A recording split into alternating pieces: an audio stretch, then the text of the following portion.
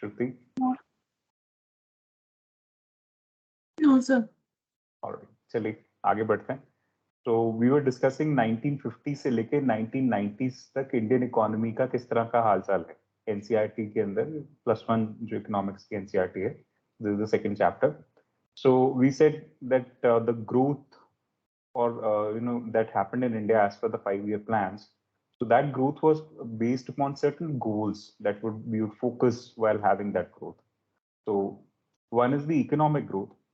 उसका कंसर्न ये था कि जैसे जैसे इकोनॉमिक साइज लार्ज होगा वैसे वैसे हमारी capacity to provide better goods and services भी बढ़ेगी. तो उसी के लिए ग्रोथ एक बेसिक एस्पेक्ट है. ठीक है. इसी तरह से मेलनोबिस मॉडल पे अभी आते हैं थोड़ी देर में. Modernization, that's the main aspect. So modernization के अंदर we needed to improve the technology through which we were producing goods and services, because technology is an important factor in efficiency as well as value addition. दोनों aspects हैं. इसमें एक चीज note करने वाला है, the contribution made by each of these sectors, that is primary, secondary and tertiary, makes up the structural composition of the economy. Structural composition का simple सा मतलब है, फर्ज कीजिए जीडीपी में हम पूरी कंट्री के अंदर 100 रुपए कमा रहे हैं. उस 100 रुपए में से प्राइमरी सेक्टर में से कितना आ रहा है? Primary means agriculture. सेकेंडरी या इंडस्ट्रियल सेक्टर में से कितना आ रहा है? और टर्शरी या कि सर्विसेज सेक्टर में से कितना आ रहा है? तो प्रेजेंटली हमारा जो रुझान है वो सर्विसेज सेक्टर की तरफ ज्यादा है. So most of the money that we are making in India right now is coming from the tertiary sector, that is around 55 to 57%. The rest of it comes from the agriculture and industry, wherein agriculture is around 15%. So बचा हुआ जितना भी है, that's with industry. इस तरह से हमारा structural composition of economy है presently. और ये structural composition developed economy जैसा ही है. Developed economies में भी tertiary sector creates more money or more wealth as compared to the secondary and the primary sectors. So it's the same thing. But the trouble in Indian economy is कि हमारे यहाँ पे tertiary sector में employment कम है और primary sector में employment ज्यादा है. कहने का मतलब टर्शरी सेक्टर के अंदर कम लोग काम करते हैं, that is in the services sector, लेकिन पैसे ज्यादा कमा रहे हैं. प्राइमरी सेक्टर के अंदर फॉर एग्जांपल एग्रीकल्चर, तो वहां पे करीब 45% लोग आज भी काम करते हैं. लेकिन ये 45% लोग इंडिया में अगर 100 रुपया कमाया जा रहा है तो उसका सिर्फ 15% ही कमा पा रहे, मतलब 15 रुपए कमा. तो इनको सिर्फ 15 रुपए पे अपना घर चलाना. जो बचे हुए लोग हैं जो इंडस्ट्री या सर्विसेज में हैं, तो these people are making 85% of the money and these are 55% of the people. तो इस वजह से थोड़ा सा एक distortion in terms of growth बन जाएगा.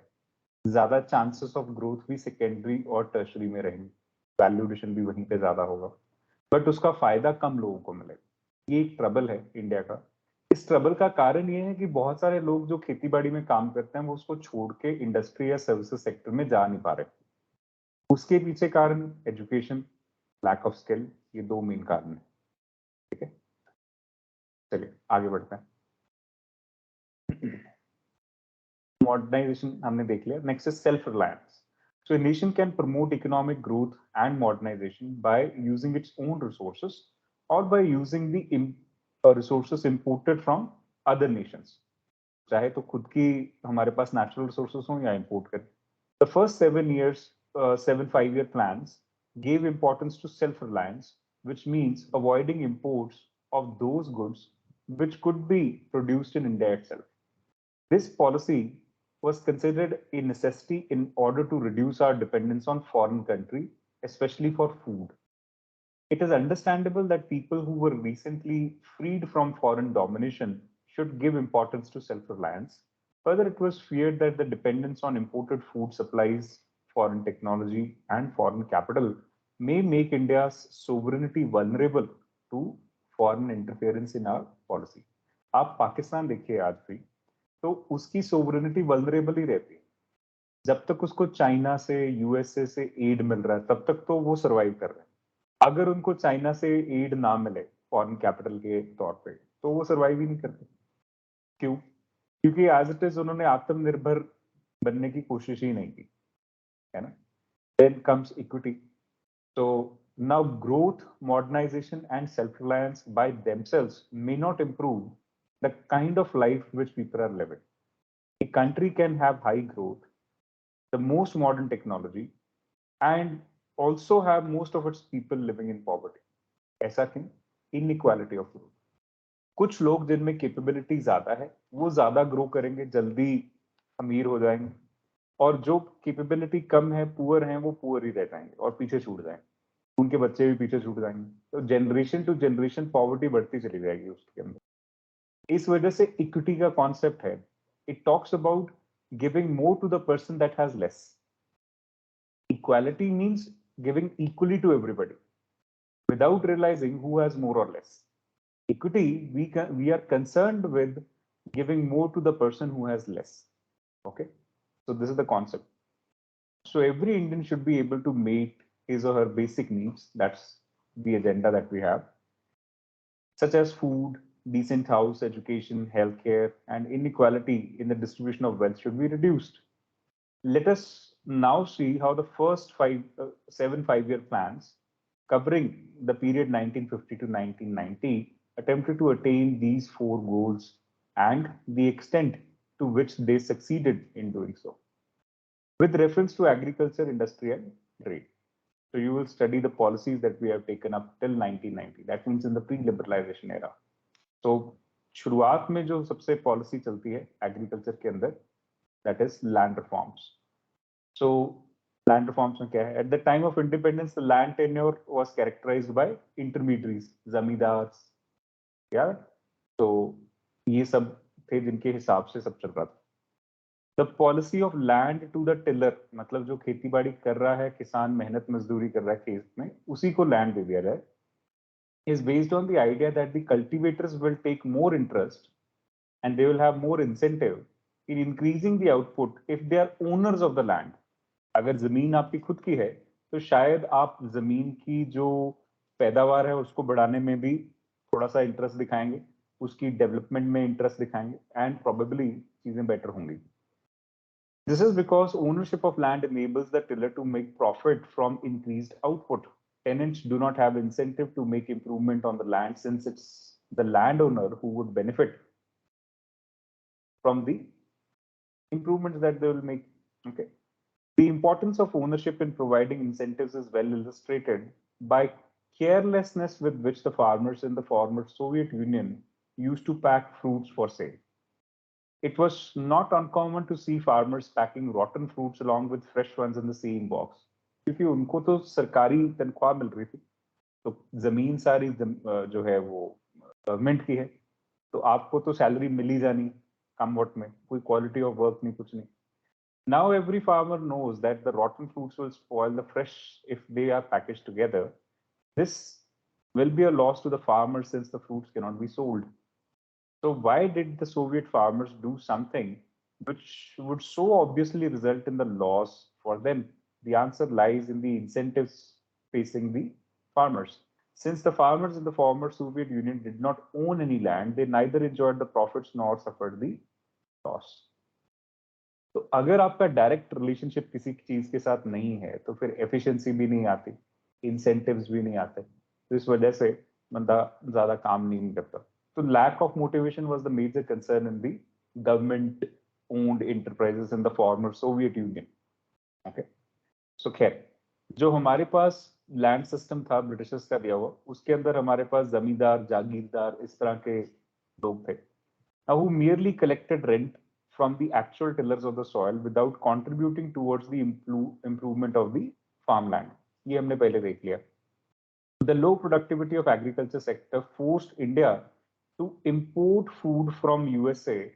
So there was a particular agreement, it's called PLA, that is Public Law Agreement. तो उसके तहत USA से इंडिया में wheat लाया जाता था, और इसको बोलते थे शिफ्ट टू फोर्क या शिफ्ट टू माउथ, इंडिया का सर्वाइवल है। और इसी वजह से जब भी कभी पाकिस्तान के साथ जंग होती या जब कभी चाइना के साथ जंग होती, तो उस टाइम पे यूएसए हमें चैलेंज करता कि भाई हम तुम्हारे व्हीट इंपोर्ट्स रोक देंगे अगर तुमने इस तरह की कोई जंग लड़ी। तो that used to create a very much of a challenge for Indian political elite और leadership to be able to make independent decisions. Sovereignty के ऊपर क्वेश्चन मार्क लग जाता था क्योंकि आप अपने डिसीजंस खुद नहीं ले पा रहे थे. That's why we had something called Green Revolution in 1965, हरित क्रांति. तो उसके तहत क्या किया गया कि high yielding variety of seeds लाए गए इंडिया में. तो डॉक्टर एम एस स्वामीनाथन और उनकी टीम ने व्हीट, राइस, बाजरा, ज्वार और मेज, इन चीजों के लिए हाई यील्डिंग वैरायटी के सीड्स निकाले on the same lines that Norman Borlaug was doing in USA. So he was the father of Green Revolution. Okay. तो उसके बाद इंडिया में फूड सिक्योरिटी आना शुरू हुआ. Sufficient amount of food resources हमने क्रिएट करने शुरू किए. उससे पहले हमारे पास कुछ खास काम नहीं था. We'll study Green Revolution also, don't worry. Now, equity in the agriculture called for land reforms, which primarily refer to change in the ownership of land holdings. So land reforms में mainly करना क्या था? Change in the ownership of land holdings. Just a year after independence, steps were taken to abolish intermediaries and to make the tillers the owners of the land. The idea behind this move was to give incentives to the tillers of the land so that they will invest in making improvement provided sufficient capital was made available to them. अब land reform का दूसरा part था land ceiling. इसमें ये था कि एक maximum size of land ही कोई इंडिविजुअल होल्ड कर सकता है. Fixing the maximum size of land which could be owned by an individual. The purpose of ceiling was to reduce the concentration of land ownership in few hands. पहले ना पट्टा चढ़ता था जमीन का और ऐसे होता था कि ये 200 एकड़ का पट्टा आपके नाम चढ़ा दिया, अब इसका आपको लगान भरना है या रेवेन्यू भरना है, टैक्स भरना है. ठीक है. और एक जिम्मेदारी होती थी जमींदार की कि भाई तुम्हें अब इस लैंड से पूरा आप लगान या रेवेन्यू कलेक्ट कीजिए और ब्रिटिश सरकार को जमा करेंगे. तो that's used to be the situation.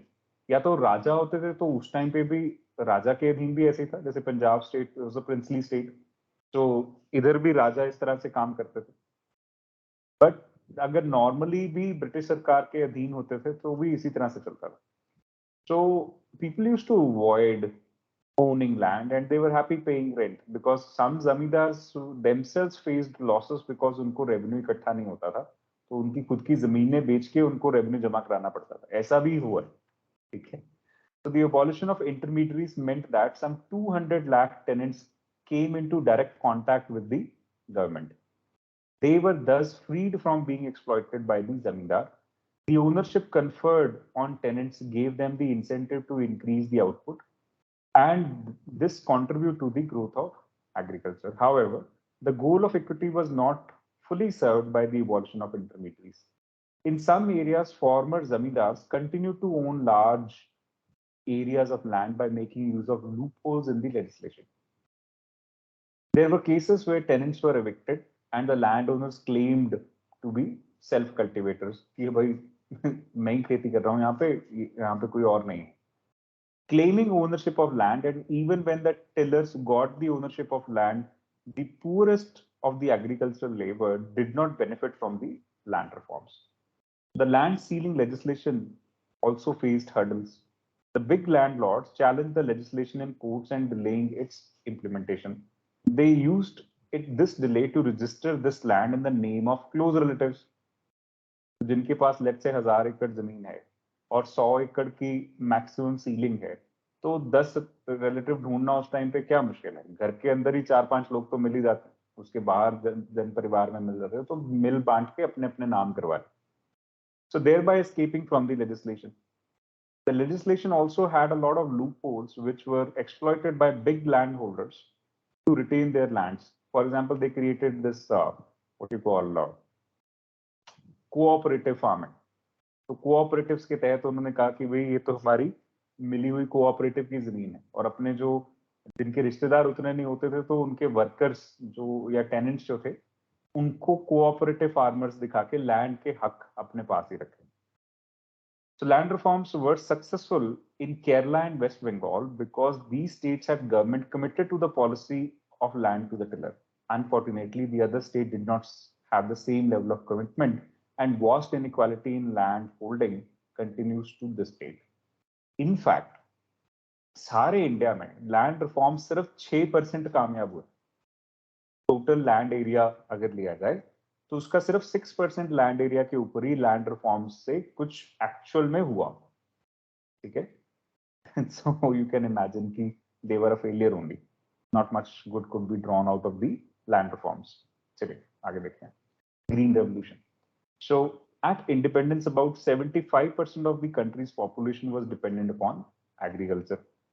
Productivity in agriculture was very low because of the use of old technology and the absence of required infrastructure for vast majority of farmers. India's agriculture vitally depends upon, बताओ, geography पढ़ा आपने? Monsoon. Very good. Monsoon. Yes. तो जब तक बारिश नहीं आती तब तक एग्रीकल्चर का कुछ नहीं हो सकता, आज भी dependent monsoon. And if the monsoon fell short, the farmers were in trouble unless they had access to irrigation facilities, which very few had. The stagnation in agriculture during the colonial rule was permanently broken by the Green Revolution. This refers to the large increase in production of food grains resulting from the use of high-yielding variety of seeds, especially for wheat and rice. So, इससे हमारा जो productivity था वो improve हुआ. As a result, so along with this, they use something else also. The farmer who would benefit from HYV seeds required reliable irrigation facilities as well as financial resources to purchase fertilizers and pesticides. तो तीन चीजें ये इकट्ठी चाहिए, high yielding variety of seed तो है ही है, fertiliser और पेस्टिसाइड भी चाहिए, साथ में इरिगेशन भी चाहिए, तो इन सब के लिए फिर पैसा भी चाहिए। तो it was like a package program, सब कुछ इकट्ठा शुरू किया गया। सो the use of HYV seed was restricted to more affluent states of Punjab, Andhra Pradesh, and Tamil Nadu. Further, the use of HYV seeds primarily benefited wheat growing regions only. And in the second phase of Green Revolution, that is 1970s to 1980s, the HYV technology spread to larger number of states and benefited more variety of crops. The spread of Green Revolution technology enabled India to achieve self-sufficiency in food grain, and we no longer had to be at the mercy of America or any other nation for meeting nation's food requirement. आज तो in fact India export करता है wheat जब जरूरत पड़े. So growth in agricultural output is important, but it is not enough. If a large portion of this increase after the growth revolution, who is interested in your offer? PL 480 is again public law 480 agreement. जो India और USA का था, बीच में meet import करने के लिए. So moving on, let's see. There is something called marketable surplus. इसका importance है. So the portion of agriculture produce which is sold in the market by the farmer is called as marketed surplus. आप सोच के देखो, अगर marketed surplus ना हो तो क्या कोई ऐसा बंदा है जो सेकेंडरी या टर्शरी सेक्टर में काम कर सकता है? It will be very difficult. Let's say मैंने आपको क्लास पढ़ानी है ना, या I have to do some other job, तो फिर मैं साथ में खेती बाड़ी भी करूँ, ये तो मेरे लिए बड़ा मुश्किल हो जाएगा. सो मार्केटेड सरप्लस क्या अलाउ करता है कि मैं कोई और हायर वैल्यू एडिशन वाला काम कर सकता हूँ, ज्यादा पैसे किसी और काम से कमाऊं और अनाज कहीं से खरीद के खा लूं. ये तभी पॉसिबल है अगर हमारी कंट्री में मार्केटेड सरप्लस है, ठीक है. That's why people working in the primary sector allow the working of those which are there in secondary and tertiary sector through marketed surplus. अगर वो subsistence type of agriculture करे कि भाई मैं तो अपने खाने के लिए उगा रहा हूँ बस, that's it, और कोई surplus नहीं है, कुछ मार्केट में नहीं जा रहा है, तो फिर सबको ही फिर खेती बाड़ी करनी पड़ेगी, ठीक है. So a good portion of rice and wheat produced during the Green Revolution period was sold by the farmers in the market, and as a result, the price of food grain declined relatively to as compared to the other items of consumption. The low income group who spend a large percentage of their income on food benefited from this decline, and the Green Revolution enabled the government to procure sufficient amount of food grain, build a stock which could be used in times of food shortage. Imagine India में जो last famine आया ना pre-independence time पे, that was in 1945-46, इस time पे आया. आजादी से मतलब एक साल पहले भी लोग भुखमरी से शिकार हो रहे हैं. तो सोचो 1947 में कितना प्रेशर होगा to be able to secure the amount of food grain that the government can distribute to people जो भूख से मर रहे हैं। ये हालात थे। तो इस वजह से ये बहुत प्रेसिंग इश्यू था और बाय ग्रीन रेवोल्यूशन इसको सॉल्व कर लिया गया। While the nation had immensely benefited from the Green Revolution, the technology was involved was not free from risks. One such risk was the possibility that it would increase the disparity between the small and big farmer. Since only the big farmer could afford required inputs, pesticide, fertilizer, irrigation, high-yielding variety of seeds, in सब में पैसा लगता है, ठीक है? Moreover, the HYV crops were also more prone to attack by the pests, and small farmers who adopted this technology could lose everything in a pest attack. क्योंकि वो यहाँ इंडिया के वातावरण के हिसाब से अभी एडजस्ट नहीं हो पाए हैं प्लांट्स, जो नए high yielding variety of seeds आप लेके आए। तो एक तो होता है ना कि इंडियन प्लांट ही है तो इंडियन इकोसिस्टम के हिसाब से एडजस्ट कर चुका है, पेस्ट रेजिस्टेंस अपनी नेचुरल डेवलप कर चुका है। So that will happen in about 100-200 years, not like in 1 year. Yeah. तो इसीलिए आपको पेस्टिसाइड भी चाहिए। अगर पेस्टिसाइड स्प्रे नहीं करोगे तो फिर वो प्लांट भी खत्म हो जाएगा, pest will eat it out. तो ये इस वजह से big farmers were able to create a lot of money out of this. Fortunately, this fears did not come true because of the steps taken by the government. The government provided loans at a low interest rate to small farmers and subsidized fertilizers so that small farmers could have access to the needed inputs. But आप ये भी सोच के चलो कि इन subsidies का या इन loans का भी सबसे ज्यादा फायदा किसने उठाया होगा, स्मॉल फार्मर या big farmer? Hello hello. Big farmer. Big farmers, क्योंकि उनके पास ही पैसा है, जब खरीदने जाएंगे तो सब्सिडी का फायदा भी वही लेंगे। Since the small farmers could obtain the required inputs, the output of the small farms equaled the output of the large farms in the course of time. As a result, the Green Revolution benefited the small as well as rich farmers. The risk of small farmers being ruined when pests attacked their crops was considerably reduced by the services rendered by the research institutes established by the government. You should note that the Green Revolution would have favored the rich farmers only if the state did not play an extensive role in ensuring that the small farmers also gains from the new technology. What about the subsidies, like we just said? So the economic justification of subsidies in agriculture is at present hotly debated. It is generally agreed that it was necessary to use subsidies to provide incentive for adoption of new HYV technology by the farmers in general and small farmers in particular. So any new technology will be looked upon as being risky by farmers. For example, ये जो stubble burning होता था पंजाब और हरियाणा के अंदर, तो इसको भी कंट्रोल करते करते 4-5 साल लग गए मिनिमम। सरकार की तरफ से बहुत प्रोएक्टिव इनिशिएटिव्स हैं कि आप इम्प्लीमेंट भी शेयरिंग बेसिस पे रेंट पे ले सकते हैं, कैपिटल सब्सिडी उस पर मिलती है जिसके थ्रू आपको उसको स्टबल को बर्न ना करना पड़े जो पीछे बचता है।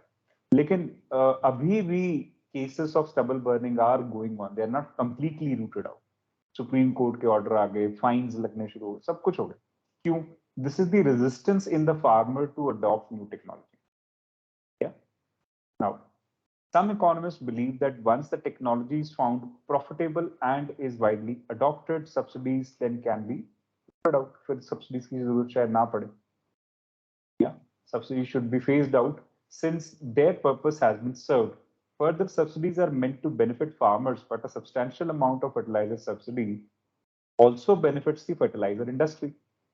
कारण क्या है?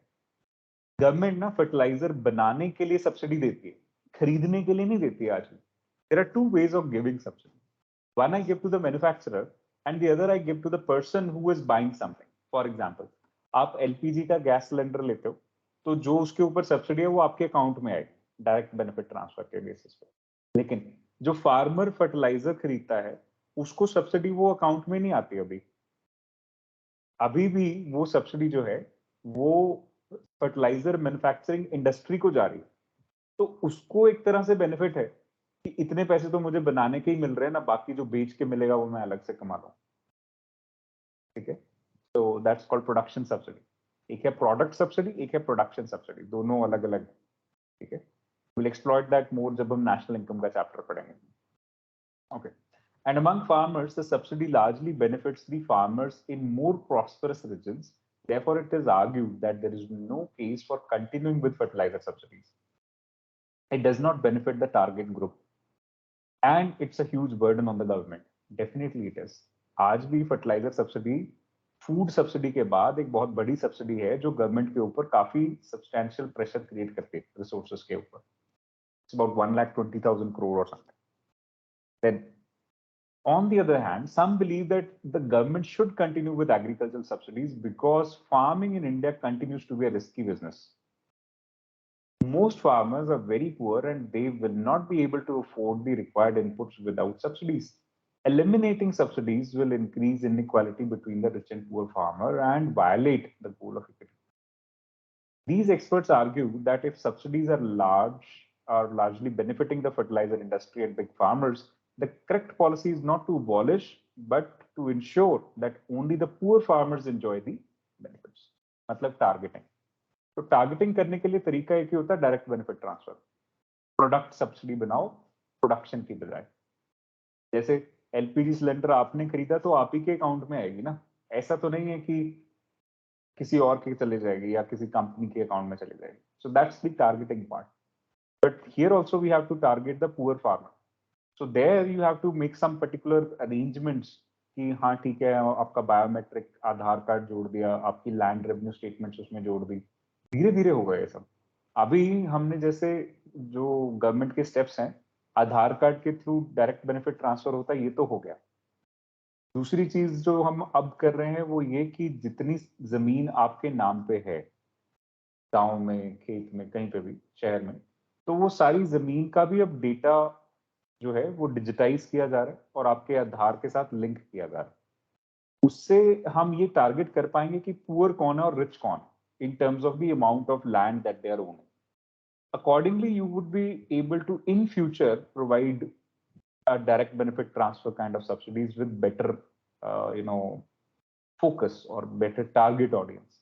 Otherwise तो ये होगा कि जिसको नहीं चाहिए वो भी सब्सिडी का फायदा उठा रहा है. ओके, चलिए. Thus, by late 1960s, the Indian agriculture productivity had increased sufficiently to enable country to be self-sufficient in food grains. This is an achievement to be proud of. On the negative side, some 65% of the country's population continue to be employed in agriculture even as late as 1990s. आज भी 45% है, तो आप मान के चलो कि ये हमारे लिए मुश्किल है. होना क्या चाहिए ना कि अगर 15% जीडीपी आउटपुट दे रहा है कोई एक पर्टिकुलर इकोनॉमी का सेक्टर, लेट्स से एग्रीकल्चर से 15% जीडीपी होता है, तो फिर 15% लोग ही उधर एम्प्लॉयड होने चाहिए.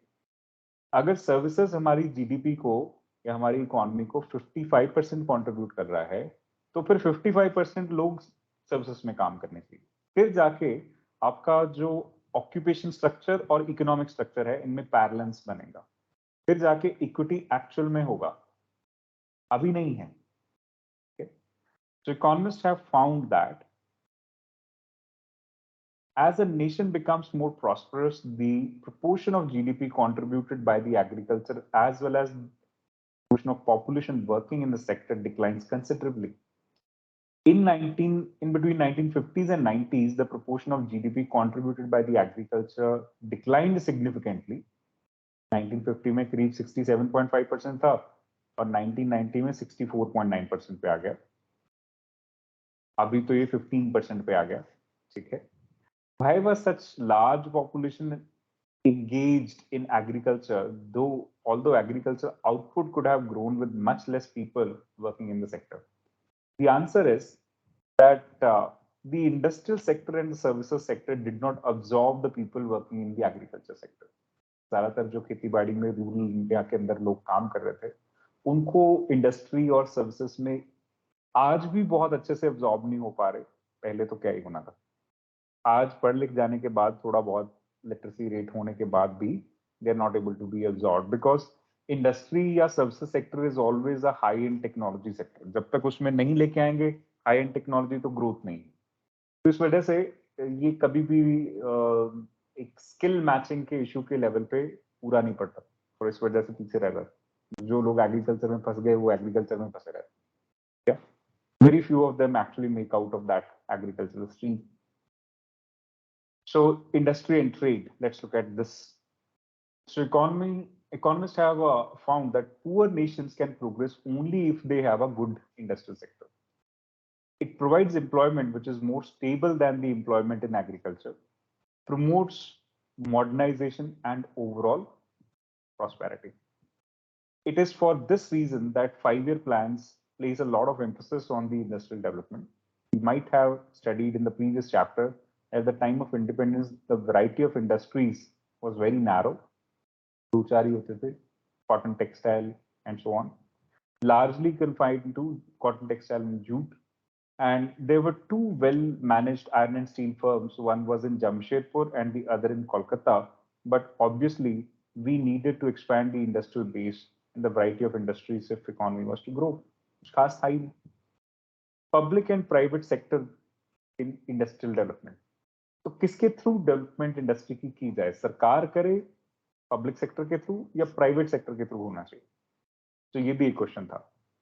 Now, at the time of independence, Indian industrialists did not have the capital to undertake investment in industrial ventures required for the development of our economy. तो शुरुआती दौर में तो उनके पास पैसे ही नहीं थे प्राइवेट सेक्टर वालों के पास कि वाकई में कोई बहुत बड़ा इंडस्ट्री खोल दें, तो इसीलिए सरकार को करना पड़ा. Nor was the market big enough to encourage industrialists to undertake major projects even if they had a capital to do so.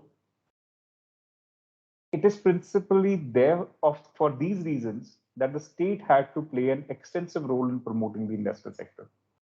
Government को ही इंडस्ट्री को आगे बढ़ाना था.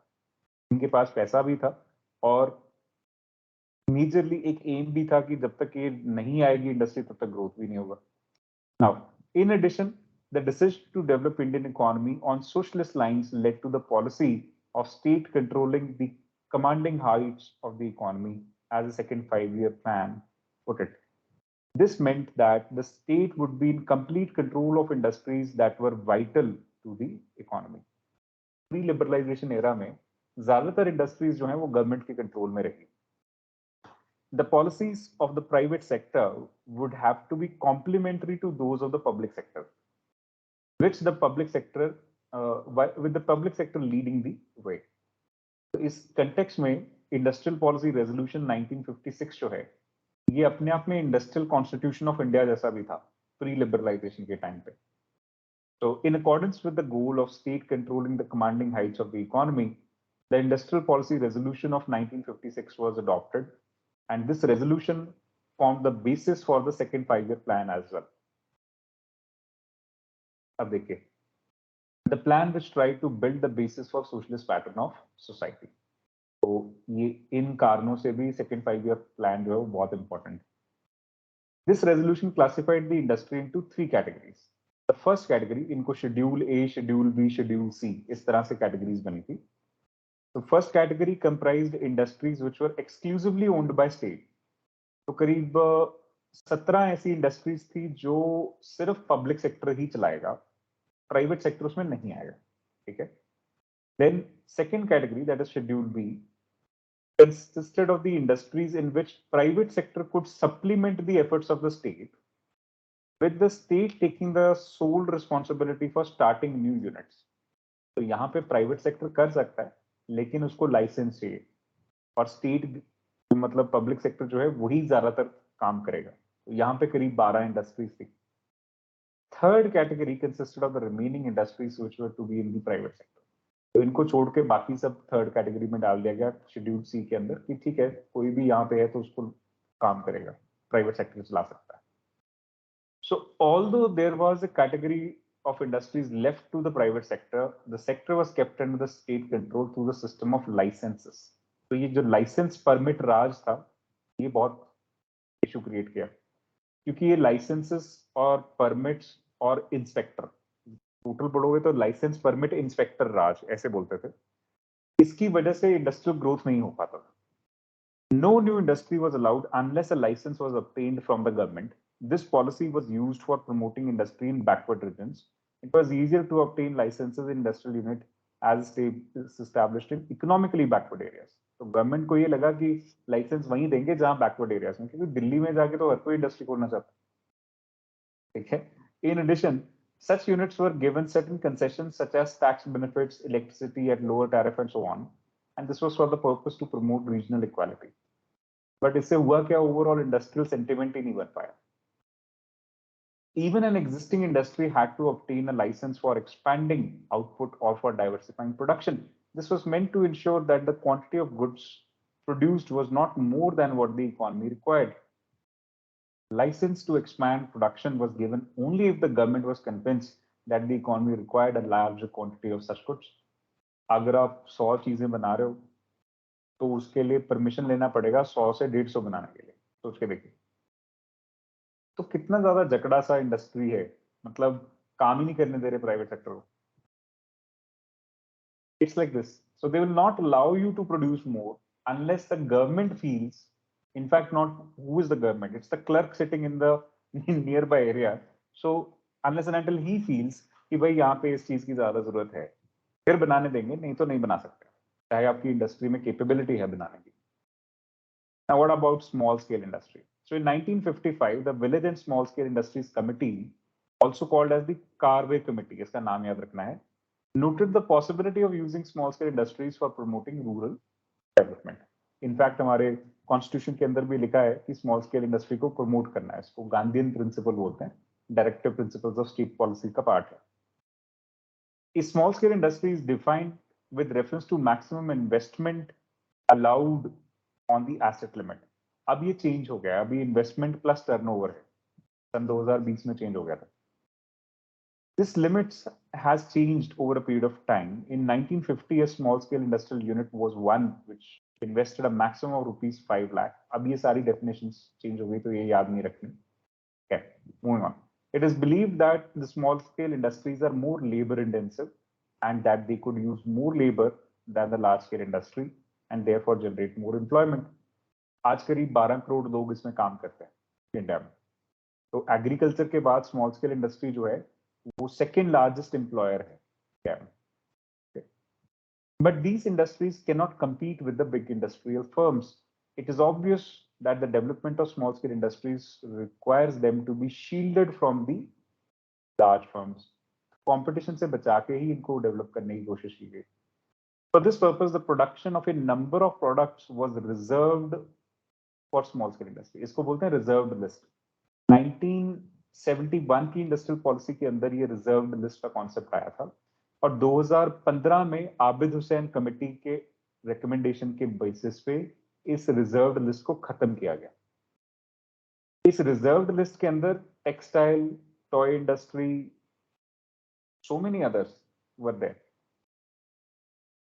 The size of this list prior to 1990 liberalization होने से पहले का जो सिचुएशन है तो करीब 180 190 ऐसी चीजें थी जो सिर्फ ये स्मॉल स्केल इंडस्ट्री ही बना सकते थे, लार्ज स्केल नहीं बना सकते. और अगर लार्ज स्केल बनाएंगे तो वो 50% कम से कम एक्सपोर्ट करेंगे और 50% ही मार्केट में बेच पाएंगे. उसके लिए भी उनको परमिशन लेनी पड़ेगी. इस तरह की सिचुएशन. और इससे हुआ क्या बेसिकली कि लार्ज स्केल इंडस्ट्री सपोज कुछ चीज नहीं बना रहे तो हम उसको फिर एक्सपोर्ट के लिए भी ज्यादा टारगेट नहीं कर पाएंगे क्योंकि वो उतने स्केल पे बनेगा ही नहीं. आज भी इंडिया टेक्सटाइल्स में बहुत पीछे होने का कारण ये था कि ज्यादातर textile manufacturers in India are small scale industries.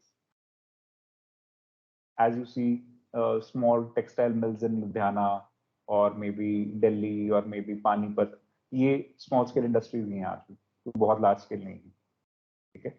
तो China is leading the textile export throughout the world. Reason is कि वहां पे इस तरह की कोई पॉलिसी नहीं है.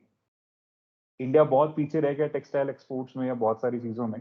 कारण यही था कि हमने उसको रिस्ट्रिक्ट कर दिया to small scale industry. Up till 2015 ये रिस्ट्रिक्टेड रहा. अब जाके लार्ज स्केल इंडस्ट्री को अलाउड है कि वो इस तरह की इंडस्ट्री में आ सकता है. ठीक है. रिजर्वेशन लिस्ट के भी अपने अपने नुकसान. तो सोच के देखो, गवर्नमेंट तो एक प्रिटेक्स्ट ले रही है कि भाई स्मॉल स्केल इंडस्ट्री को प्रोटेक्ट करना है. इस वजह से इनके लिए कुछ पॉलिसी बनाई जाए, लेकिन इस प्रिटेक्स्ट का एक्चुअल इम्पैक्ट जो आ रहा है वो नेगेटिव है।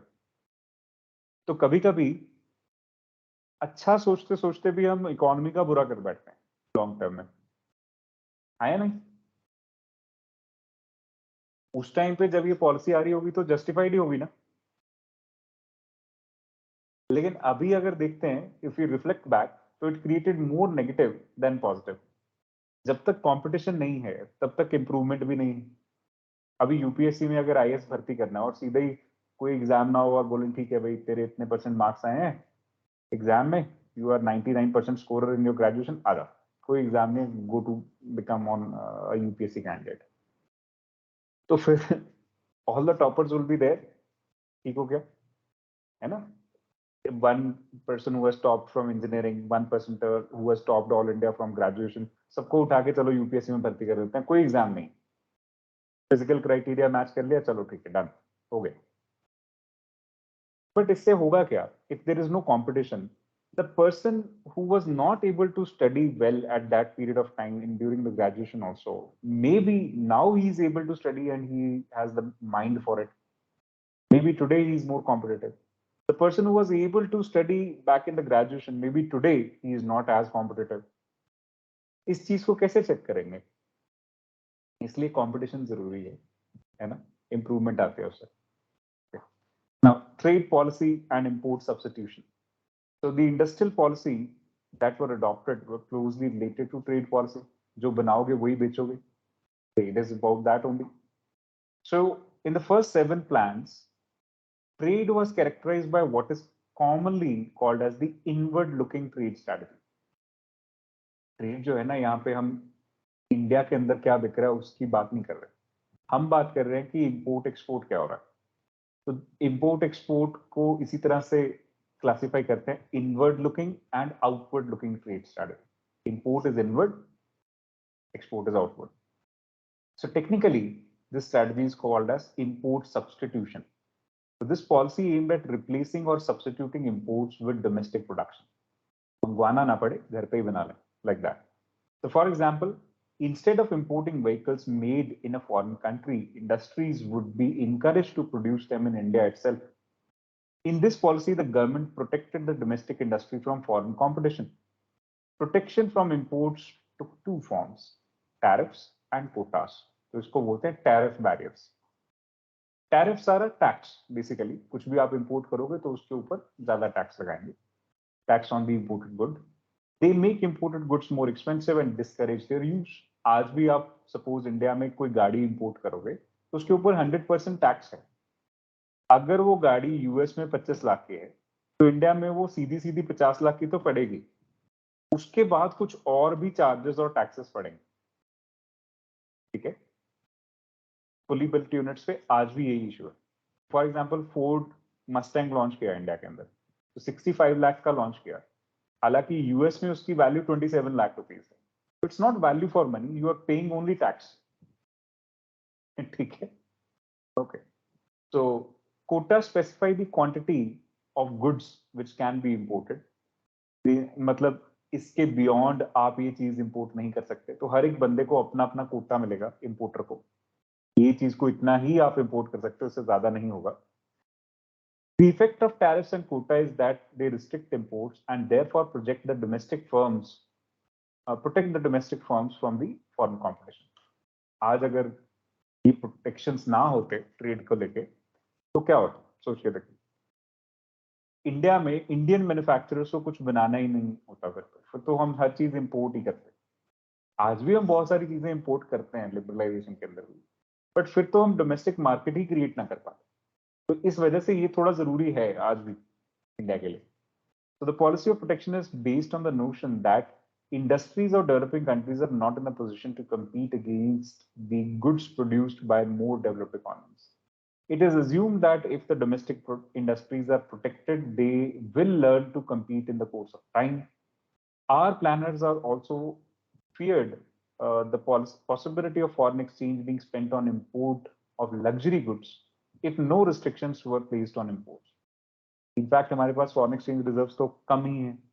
अब लेट्स से आपने अमेरिका से कुछ इंपोर्ट किया, होगा क्या आप तो रुपीज में पे कर रहे हो क्योंकि आपके पास तो रुपी करेंसी ही है, लेकिन अमेरिकन जो सेलर है वो तो डॉलर करेंसी ही एक्सेप्ट करेगा। तो आप उसके अकाउंट में जब कन्वर्ट करके पैसा डालते हो ना, तो उस कन्वर्जन में पैसा जा कहां से रहा है, आरबीआई के रिजर्व से जा रहा है, जो फॉरेन एक्सचेंज रिजर्व आरबीआई के पास है, जब बैंक के थ्रू पेमेंट होगी। तो if you are wanting to pay $100 to somebody who is in USA, जिससे आपने कुछ खरीदा, तो आपने क्या करना है, आप तो सिर्फ उसकी कन्वर्जन दोगे कि ठीक है भाई $100 इक्वल टू 7700 रुपीज, ठीक है मैंने अपनी तरफ से 7700 पे कर दी, डन, अब मेरी चीज मेरे पास आ जाएगी। लेकिन मीन वाइल हुआ क्या, एड ऑन इसका इम्पैक्ट ये हुआ कि आरबीआई के पास जो डॉलर्स का रिजर्व था उसमें से $100 कम हो गया। अगर आप इंडिया में ही कुछ चीज खरीदते हैं तो इंडियन रुपी तो आरबीआई का ही प्रिंट किया हुआ है,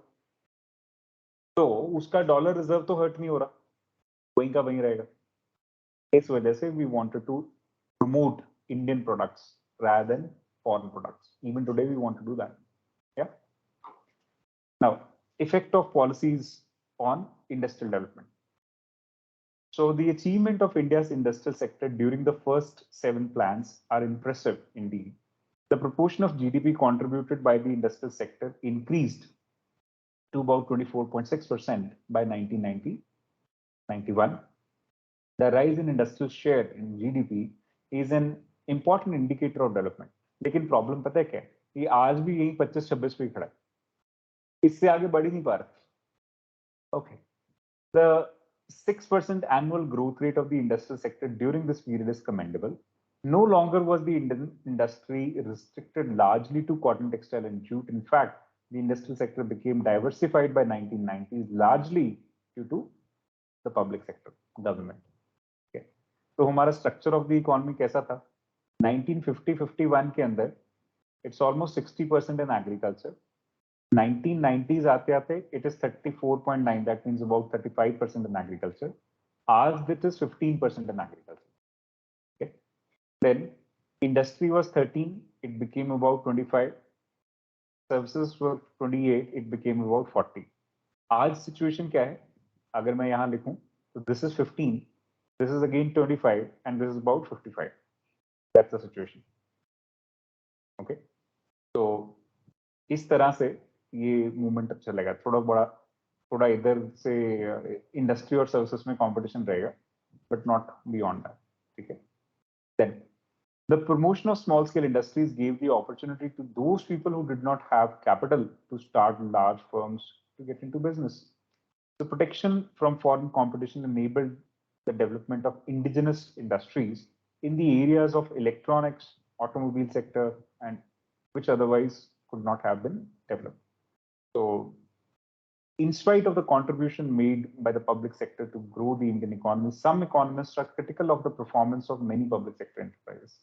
हमेशा अगर मैं इन सबका एड ऑन करूं, 1991 में सारे पब्लिक सेक्टर एंटरप्राइजेस का अगर प्रॉफिट एड ऑन किया जाए कि उन्होंने पैसा कमाया कितना, तो एक्चुअल में वो लॉस में थे। It was about -249 crore rupees.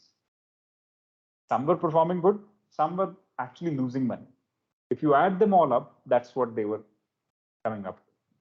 So it was supposed at the beginning of this chapter that initially public sector was required in a big way. It is now widely held that the state enterprises continued to produce certain goods and services, although this was no longer required.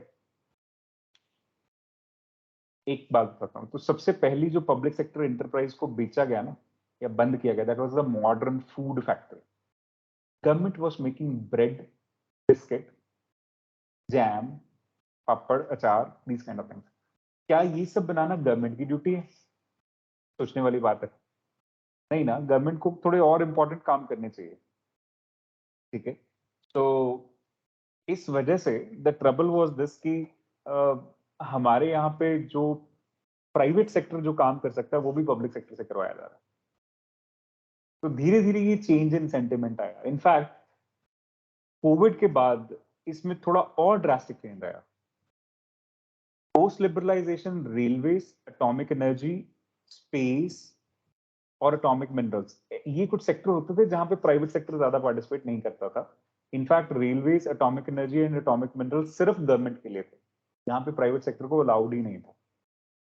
लेकिन 2019 से धीरे धीरे railways publicise किए गए, public से privatise किए गए कुछ part, 5% of them, and lately 2020 के अंदर एटॉमिक एनर्जी और एटॉमिक मिनरल्स भी जो हैं उसमें भी प्राइवेट सेक्टर के साथ पार्टनरशिप अलाउ किया गया, but the sector became open.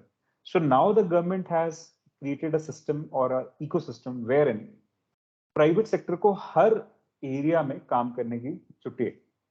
पहले गवर्नमेंट के लिए कुछ एरियाज मोनोपोलाइज किए जाते थे। So an example is the provision of telecommunication services. This industry continued to be reserved for public sector even after it was realized that private sector firms could also provide it. Due to the absence of competition, even till late 1990s, one had to wait for a long time to get a telephone connection. कई बार तो जो telecommunication minister होता था उसका phone करवाना पड़ता था कि यार बीएसएनएल का फोन लगवा दो हमारे घर पे। वेटिंग पीरियड होता था 6 महीने का घर पे फोन लगवाने के लिए। सोचो आज आप कॉल मारो एयरटेल को, किसी को भी, नेक्स्ट डे आ जाएंगे लगाने के लिए। और अभी तो बीएसएनएल भी प्राइवेट कंपनी जैसा बिहेव करता है। उन्होंने क्या किया है, कॉन्ट्रैक्ट हुए दे रखा है, आगे सबलेट किया हुआ है, new connections and everything. So they give an incentive to those who provide the new connection BSNL like this. So वो भी ठीक चल रहा है। अभी आपको बीएसएनएल कनेक्शन लगना है करीब हफ्ते में लग जाएगा, 3-4 दिन या हफ्ते में मैक्सिमम। और अगर नॉर्मल कोई भी लगाना है वो तो नेक्स्ट डे आके लगा देंगे। So they are like this. This happens because there are many players who are providing the same service. So they all are competing in a small framework, and because of that they will try and provide the best services to you. अगर एक ही बंदा है और monopoly है उसकी, तो फिर वो अपनी मर्जी से कर रहा है, ये trouble. Another instance could be the establishment of modern bread, a bread manufacturing firm, as if private sector could not manufacture bread. Imagine. In 2001, this firm was sold to the private sector. The point is that after 4 decades of planned economic development of Indian economy, no distinction was made between what the public sector alone can do, what the private sector can also do. तो मतलब government को जहां ध्यान देना चाहिए वहां दे, जो काम प्राइवेट सेक्टर कर सकता है वो प्राइवेट को करने दे। फॉर एग्जांपल गवर्नमेंट आज भी होटल चला रहा है कई जगह पे, तो गलत बात है ना, ऐसे काम गवर्नमेंट के थोड़ी, प्राइवेट सेक्टर को सबलेट करो। So many public sector firms incurred huge losses but continued to function because it was difficult to close a government undertaking, even if it is a drain on nation's limited resources. क्योंकि आप सरकारी नौकरी पे लोगों को रख के बैठे हो तो उनका तो करियर प्रोटेक्टेड है, तो कैसे उनको बाहर निकालोगे? This does not mean that the private firms are always profitable. Indeed, वहां पे भी losses होते हैं. However, a loss-making private firm will not waste resources by being kept running despite the losses. वो बंद कर देंगे, कोई और काम करेंगे। लेकिन यहाँ पे ऐसा नहीं था, सरकारी कंपनियां लॉस भी कर रही हैं तो फिर भी चलती रही। They need to obtain a license to start an industry was misused by industrial houses. A big industrialist would get a license not for starting a new firm, but to prevent the competitors from starting a new firm. Imagine. The excessive regulation of what came to be called as the permit license Raj prevented certain firms from becoming more efficient. More time was spent by the industrialists in trying to obtain the license or lobby with concerned ministers rather than on thinking about how to improve their products. So monopolization was the key. Everybody wanted to monopolize what they are providing. And that's why kuch khas ho nahi pa raha. The protection from foreign competition is also being criticized on the ground that it continued even after it proved to do more harm than good. Due to restrictions on imports, the Indian consumers had to purchase whatever the Indian producer produced. अभी for example आज भी कुछ चीजों में है तो ना, India में मारुति गाड़ी बनाता है, वेरी पुअर क्वालिटी, और बाहर सैमसंग भी गाड़ियां बनाता है फॉर एग्जाम्पल, लेकिन इंडिया में नहीं आती। क्यों? क्योंकि रिस्ट्रिक्शन है। ठीक है, तो अगर वो रिस्ट्रिक्शन फ्री इंडिया में आएंगी गाड़ियां और उनको इक्वल प्राइस पे लाया जाएगा, फालतू के टैक्सेस उन पे नहीं होंगे, तो ऑब्वियस है कि हमें अच्छी क्वालिटी की चीजें मिलेंगी एट अ लेसर प्राइस। या so but it's not like that. Every product that you're buying today, the government is earning more money than the producer actually. This is a fact. एक छोटी सी example देता हूं. Tyre जो गाड़ी में लगता है, अब उस पर 28% जीएसटी है, हालांकि वो कंज्यूमेबल आइटम है, it's not a luxury thing. ठीक है, तो जब भी आप कोई टायर खरीद रहे हैं, लेट्स से आप ब्रिजस्टोन खरीद रहे हैं, मिचलन खरीद रहे हैं, आजकल चाइनीज जो बन के आते थे वो तो बंद हो गए, लेकिन जो भी अभी अवेलेबल है, तो 28% उसमें से गवर्नमेंट कमा रही है, लेकिन टायर मैन्युफैक्चरिंग कंपनी का इतना प्रॉफिट थोड़ी होता है, वो तो मुश्किल से 5-10% कमा रहा है।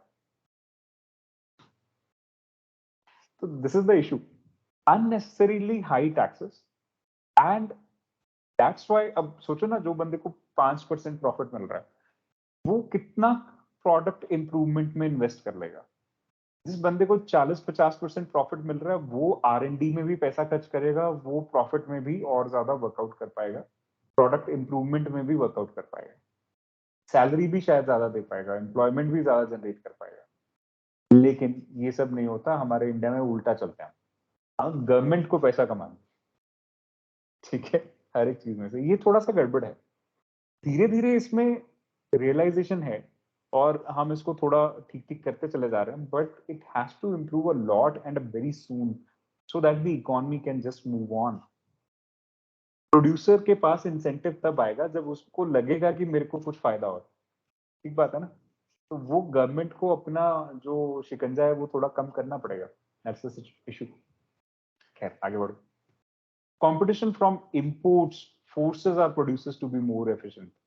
That's a thing that we have to understand ultimately.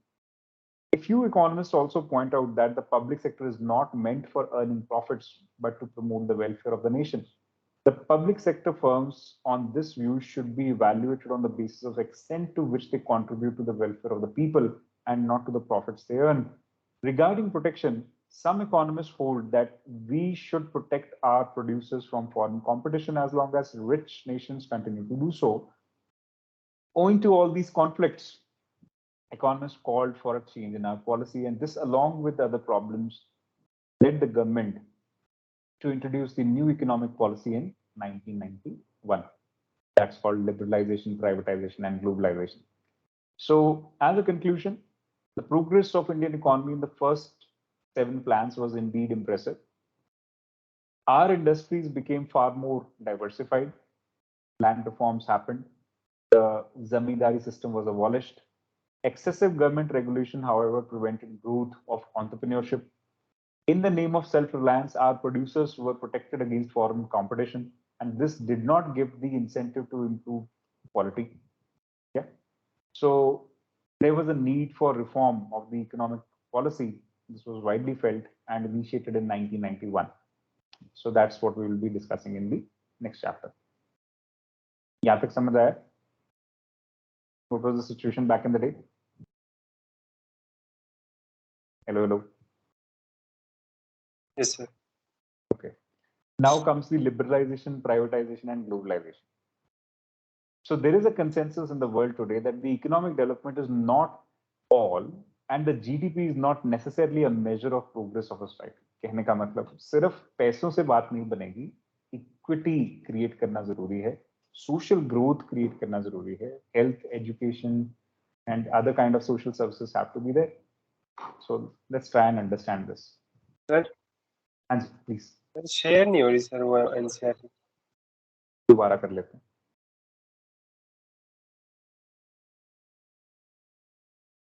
Visible now? Yes, sir. Okay. So in 1991, India met with an economic crisis relating to external debt. जो हमने फॉरेन कंट्री से, वर्ल्ड बैंक से लोन ले रखा था, उसको लेके issue हुआ. The government was not able to make repayment on its borrowing from abroad. Foreign exchange reserves, which generally maintain to import petrol and other important items, dropped to a level that were not sufficient for even a fortnight.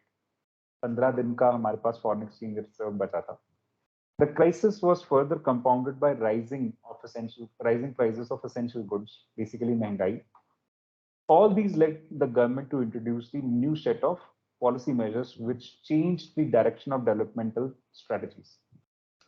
So the origin of the financial crisis can be traced from the inefficient management of Indian economy in 1980s. ये वाली particular statement UPSC prelims पूछ चुका है, ठीक है? We know that for implementing various policies and in general administration, the government generates funds from various sources such as taxation, running of public sector enterprises, etc. When expenditure is more than income, the government borrows to finance the deficit from banks and also from the people within the country and also from international financial institutions. When we import goods like petroleum, we pay in dollars, which we earn from exports. कुल मिला के ये जो scenario है, ये इस तरह से चलेगा कि अगर तो गवर्नमेंट चाहती है कि ग्रोथ हो किसी भी इकोनॉमी के अंदर, तो एसेंशियली उस ग्रोथ के लिए हमें डेफिसिट फाइनेंसिंग में जाना पड़ेगा. जितनी हमारे पास अभी रेवेन्यू है उससे ज्यादा हमें इन्वेस्ट करना जरूरी है. फॉर एग्जांपल, आप अगर होम लोन लेते हो तो उसके पीछे लॉजिक क्या है? Have you ever asked this question? If a person is getting a car loan or a home loan, what can be the possible logic behind that? They want to invest in their future. Can that be a logic?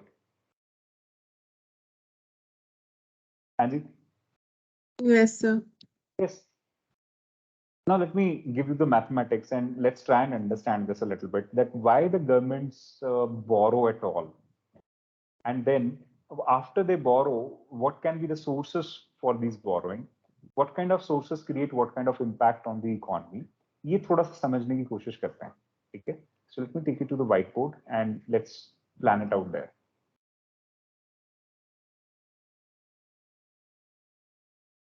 Economy के अंदर जो investment है, ultimately जब तक वो investment नहीं होगी तब तक हम कुछ नया भी नहीं बनाएंगे कि इन्वेस्टमेंट के बेसिस पे ही प्रोडक्शन होनी, ठीक है? So this will lead to production of goods and services, and in this production of goods and services, more and more people will be employed. This will generate employment, yeah, and this employment will be able to generate demand. Basically, लोगों की जेब में पैसा होगा तभी वो कुछ खरीदने जाएंगे, and this demand, in fact, is going to be serving this supply, because this production of goods and services is essentially the supply. Demand for goods and services भी तो इधर से जनरेट हो रहा है. अब ये इन्वेस्टमेंट कहाँ से आती है? ये इन्वेस्टमेंट या तो इन लोगों के पास अगर तो कुछ एक्स्ट्रा बच रहा है जो एम्प्लॉयड हैं तो वो इन्वेस्ट कर सकते हैं, आम जनता living in the India. So these are called as private investors.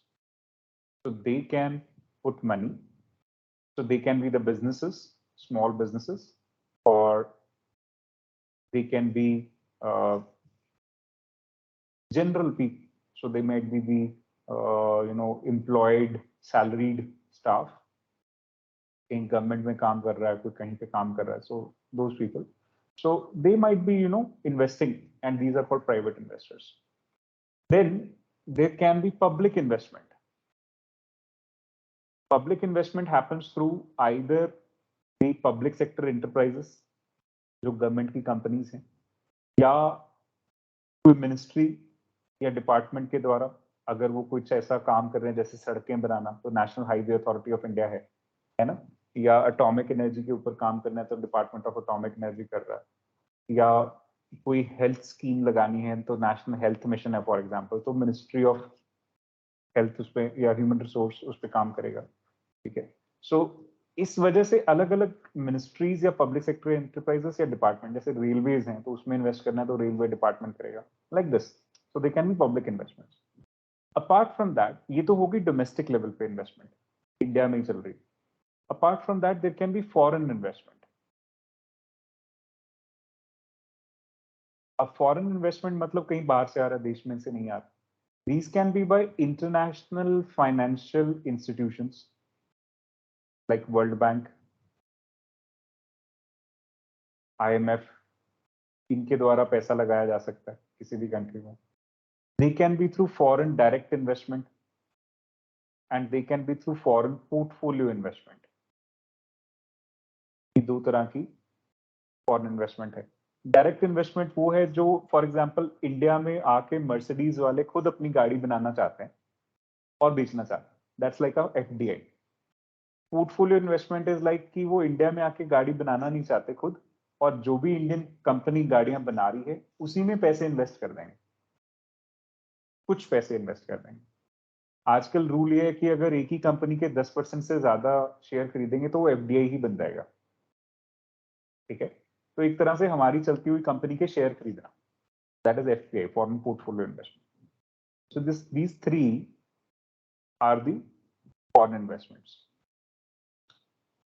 अब इश्यू क्या है इंडिया में या किसी भी इकोनॉमी के अंदर जब ग्रोथ करना होता है, ये बना लिया, या तो स्क्रीनशॉट ले लो या बना लो।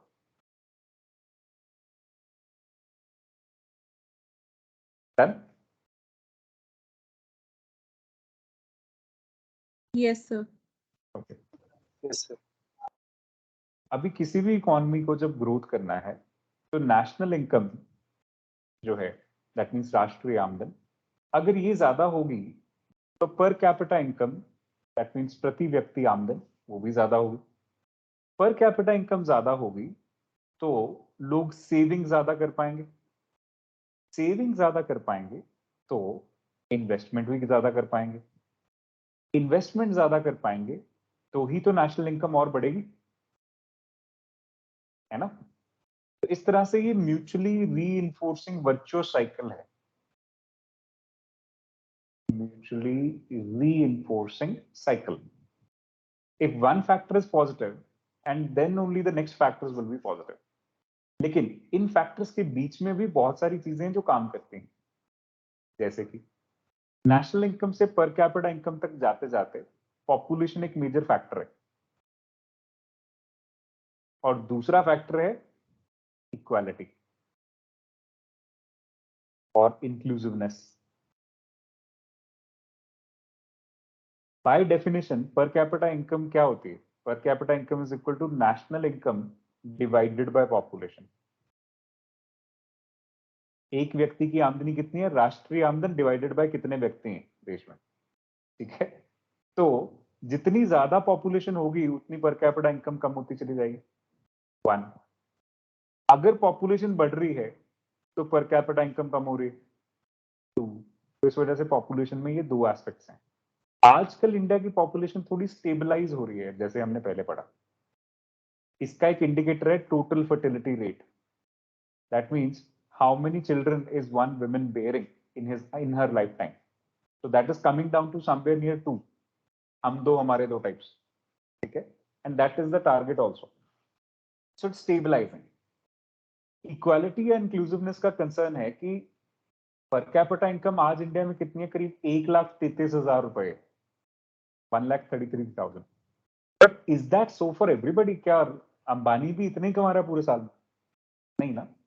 तो कुछ लोग बहुत ज्यादा कमा रहे हैं और कुछ लोग कुछ भी नहीं कमा रहे। It's like this, it's an absurd average what comes. Yes, so this average is hiding the fact that there is no equality in India in terms of per capita income. There is a lot of inequality and there is a lack of inclusiveness in terms of economic growth. ठीक है, इनके indicators हैं, there is a Gini coefficient.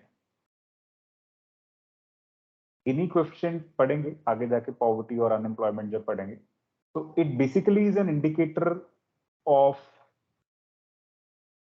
distribution in a particular economy. जितना ज्यादा मैल distribution होगा उतना गिनी coefficient में change आता रहेगा। तो there can be perfect equality और परफेक्ट इनइक्वालिटी। इस कॉन्सेप्ट को आगे जाके और एक्सप्लोर करेंगे later on. Per capita income से सेविंग की तरफ जाते हुए, मतलब एक बंदे ने चलो ठीक है पैसे कमा लिए, अब उसको एक तो टैक्स झेलने पड़ेंगे, टैक्स बर्डन जितनी ज्यादा होगी उतने पैसे उसके पास कम बचेंगे। दूसरा महंगाई, इन्फ्लेशन। तो ये दो मेजर फैक्टर हैं। इसके बाद सेविंग में जो भी उसके पास बचा तो उसको इन्वेस्टमेंट में डालना। अभी यहाँ पे क्या क्या चीजें काम करेंगी? एक तो policy will matter a lot. किसी भी चीज के अंदर अगर गवर्नमेंट की पॉलिसी प्रोएक्टिव हो, मतलब आपको फायदा देने वाली हो और स्टेबल हो, तो फिर आप ठीक ठाक इन्वेस्टमेंट कर पाओगे, नहीं तो it is very difficult. Similarly again यहाँ पे दूसरा फैक्टर इन्फ्लेशन ही है। अगर इन्फ्लेशन बहुत ज्यादा होता है, लेट्स से कोई चीज आज 100 रुपए की है, तो अगर 10% इन्फ्लेशन है जो कि इंडियन इकोनॉमी में आज चल रही है, तो फिर वो 1 साल बाद 110 रुपए की हो जाएगी। ठीक है, बैंक में अगर आप पैसे रखते हो आज, तो 4% सेविंग इंटरेस्ट रेट आपको बैंक देता है, तो साल बाद आपको पैसे मिलेंगे 104। आप अगर ये सोचो कि मैं सेविंग करके अगले साल वो चीज खरीद लूंगा, अभी नहीं खरीदता, तो एक्चुअल में आप नहीं खरीद पाओगे, क्योंकि 6 रुपए आपका फिर भी नुकसान ही है। बाय द टाइम वो 4 रुपए बढ़ेगा, वो 10 रुपए बढ़ जाएगा। This is the issue. So this is where the inflation rate works against the saving rate in the economy. बात समझ आ रही?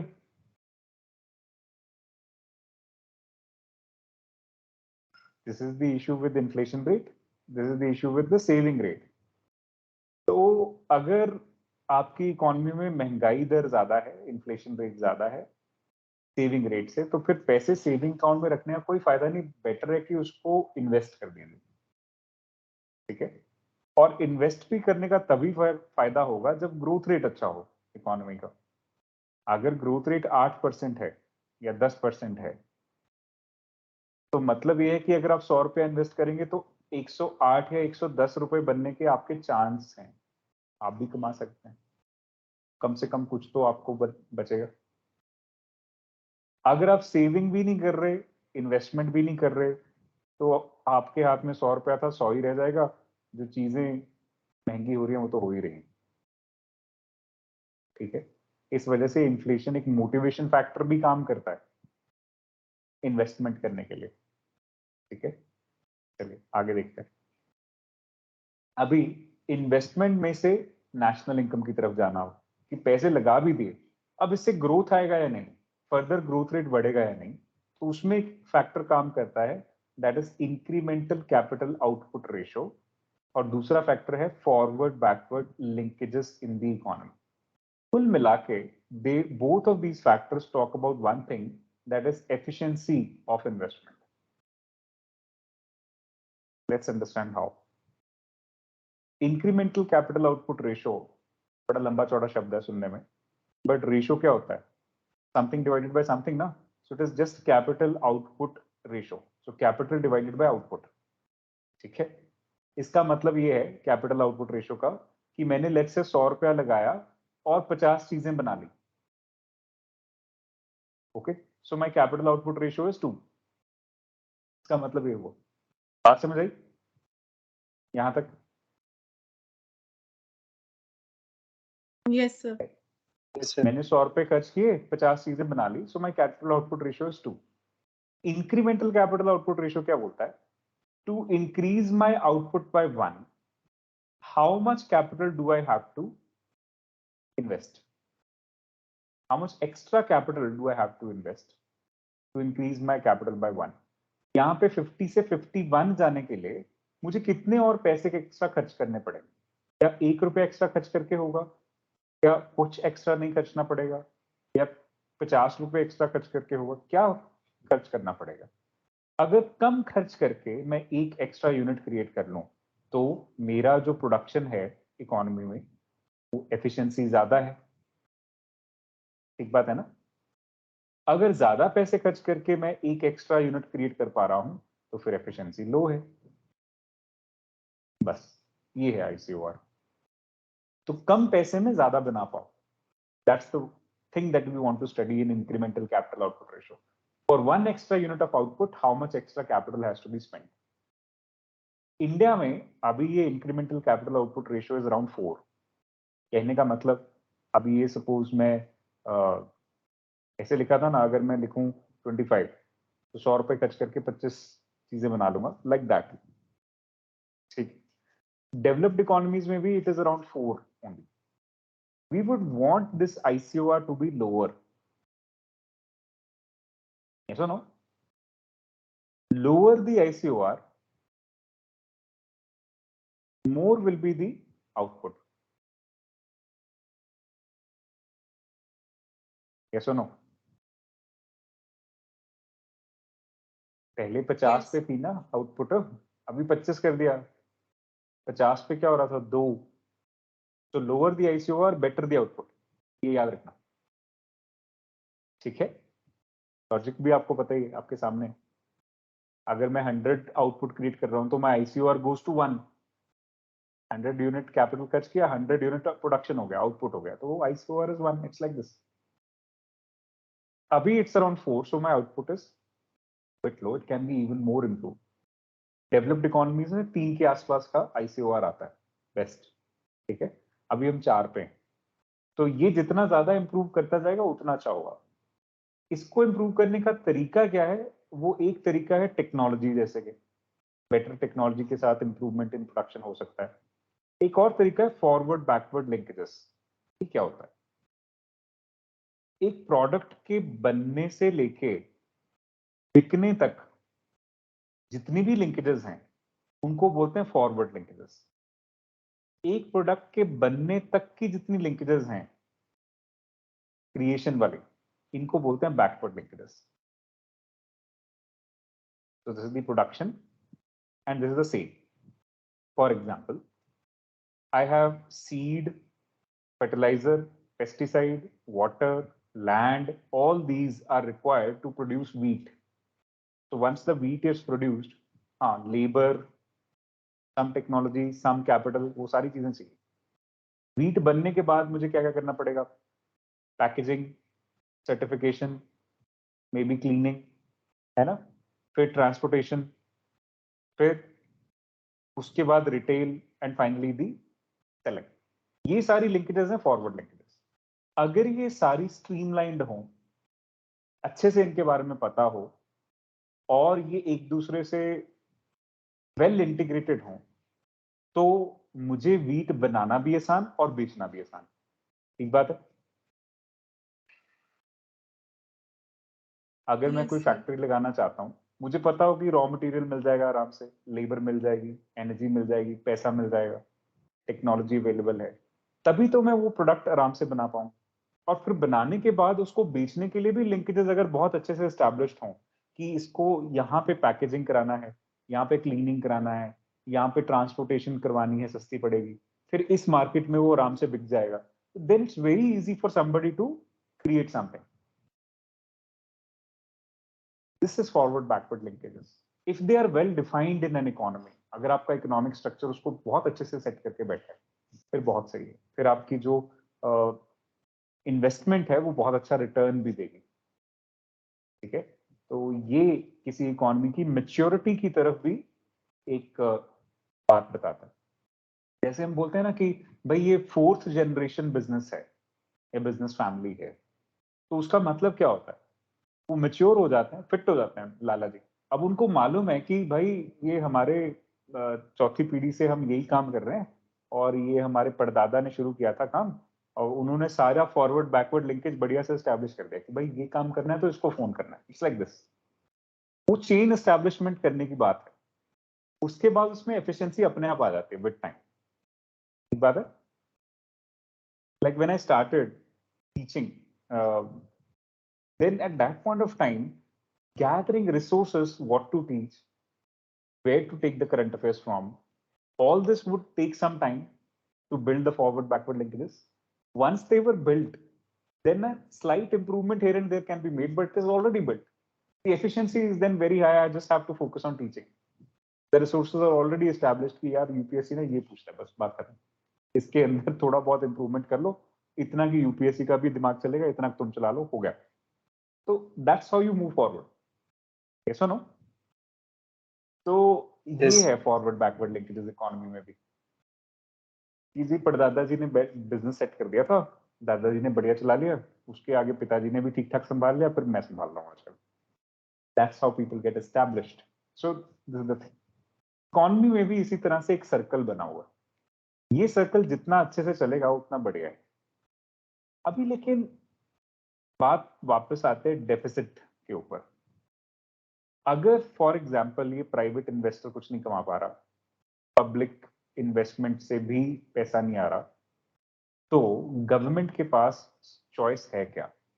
Supposing that this cycle is not working the way it is supposed to work, the savings are not being able to mobilize. COVID-19 की situation बताता हूँ, lockdown लग गया तो आमदनी तो कुछ हो ही नहीं रही, यहाँ पे क्वेश्चन मार्क। फिर उसके बाद सेविंग्स जो थी वो सारी डिटीरियरेट हो गई घर में बैठे बैठे। अब इन्वेस्टमेंट के लिए पैसा कहाँ से है? फॉरेन इन्वेस्टर के खुद के घर में कुछ नहीं चल रहा, तो तुम्हारे यहाँ पैसा कहाँ से डाल देंगे? ठीक बात है। तो फिर यहाँ पे तो फिर अब गवर्नमेंट को पैसा लगाना पड़ेगा, तब जाके ये इकोनॉमी थोड़ी आगे चलेगी। इसीलिए सरकार ने कोविड राहत पैकेज के नाम पे 20 लाख करोड़ रुपए का पैकेज अनाउंस किया शुरुआत में। फिर उसके बाद बढ़ता रहा ये, this is called fiscal stimulus और pump priming the economy. Fiscal stimulus, fiscal का मतलब होता है बजट, स्टिमुलस मतलब मैं इकोनॉमी को स्टिमुलेट करने की कोशिश कर रहा हूँ कि चलो भाई आगे बढ़ो। क्या pump priming is another term which is used for it. आपने हैंड पंप से कभी पानी निकाला हो तो उसमें क्या होता है, ऊपर से पहले पानी डालना पड़ता है ताकि वैक्यूम बन जाए, फिर नीचे से वो पानी खींच पाता है ग्राउंड वाटर। ठीक है, दैट इज पंप प्राइमिंग। तो थोड़े से पैसे गवर्नमेंट को डालने पड़ेंगे ताकि इकोनॉमी ऊपर उठ जाए, क्योंकि हर इकोनॉमी के अंदर बूम और बस्ट के साइकिल चलते रहेंगे। जब कभी इकोनॉमी यहाँ बस्ट में चली जाएगी तो इसको ऊपर उठाने के लिए गवर्नमेंट का बीच में आना जरूरी है। That's where the government needs to step in. It needs to put the money there. But the government stepping in will require money. For this, the government should have money. So, when we talk about budgeting, so there are two kinds of budget, three kinds of budgeting actually. One is called balanced budget.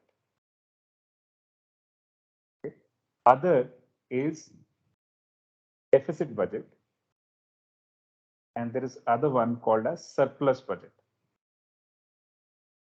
तीन तरह का budget system कर सकते हैं। Deficit budgeting के अंदर government की revenue कम है और एक्सपेंडिचर ज्यादा है। बैलेंस के अंदर रेवेन्यू और एक्सपेंडिचर इक्वल है। सरप्लस के अंदर रेवेन्यू ज्यादा है, एक्सपेंडिचर कम है। इस तरह से बजटिंग।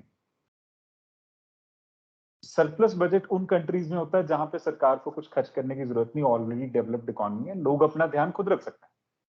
ठीक है, नॉर्वे, स्वीडन। बैलेंस बजट के अंदर सरकार उतना ही कर रही है जितना कर पा रही है, ज्यादा टेंशन नहीं ले रही। डेफिसिट बजट ज्यादातर डेवलपिंग इकोनॉमीज की कहानी है, जैसे कि India, Pakistan, Sri Lanka, Vietnam, all the developing economies are in this basket. यहाँ पे सरकार के खर्चे ज्यादा है, रेवेन्यू कम है। क्यों खर्चे ज्यादा है? क्योंकि ज्यादातर लोग गरीब हैं, बेसिक सेवाएं नहीं है, घर नहीं है, खाना नहीं है, तो इसलिए गवर्नमेंट को प्रोवाइड करना पड़ेगा। अब ये डेफिसिट के लिए गवर्नमेंट को क्या करना पड़ेगा? बोरोइंग। कहीं ना कहीं से कर्ज लेके ही इसका निपटारा किया जा सकता है। ये बोरोइंग या तो वो किसी एक्सटर्नल सोर्स से करेगा या फिर विद इन द इकोनॉमी करेगा। ठीक है, एक्सटर्नल सोर्स में उनके पास चॉइस क्या है? वर्ल्ड बैंक है, IMF है, एशियन डेवलपमेंट बैंक जैसी कुछ नई बॉडीज आ गई आजकल, शंघाई कॉर्पोरेशन ऑर्गेनाइजेशन जैसी कुछ नई बॉडीज आ गई, तो न्यू डेवलपमेंट बैंक जैसी कुछ नई बॉडीज आ गई। सो इस तरह के इंटरनेशनल फाइनेंशियल इंस्टीट्यूशंस हैं, they can provide the external finance.